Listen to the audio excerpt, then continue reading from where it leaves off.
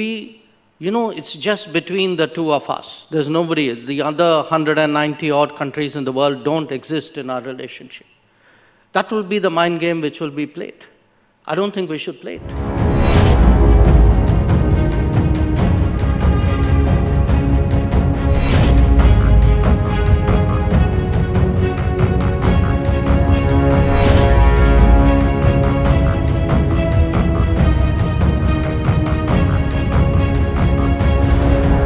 The China-Russia relationship strengthens, what if it doesn't turn out in the way that India hopes? Okay. You just introduced a thought in my head, which is people say that the Quad is directed against somebody.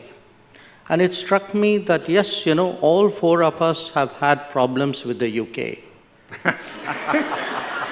So, think about it. But three of us have actually kind of fought a war. Yeah.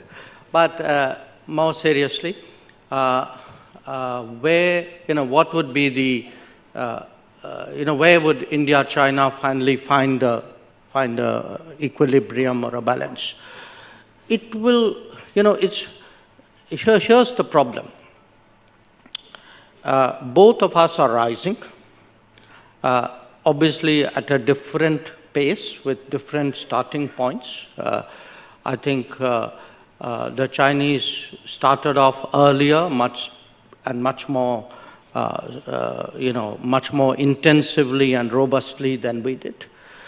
But it's in the nature of things that, at some stage everybody flattens out, so there'll be a period where they'll be flattening out and we'll be growing. I'm not in denial of, what the numbers today suggest, but if one looks, for example, at the Goldman Sachs prediction, which is that we'll both really, by about 2075, end up as $50 trillion economy plus, and will be the two closest to each other.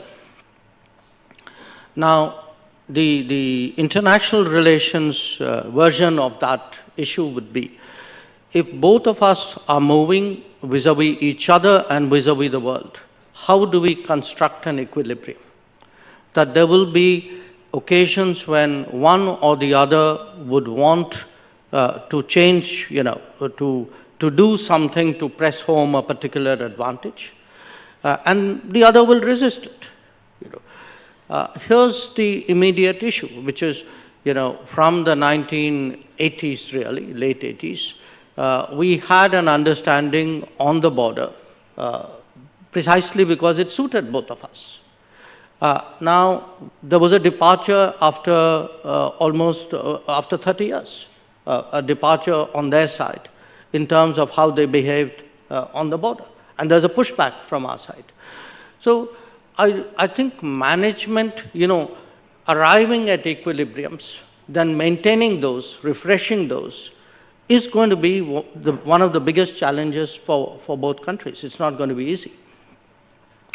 The bit which, the mind games which will be played would be, it's just between the two of us. There's nobody, the other 190 odd countries in the world don't exist in our relationship.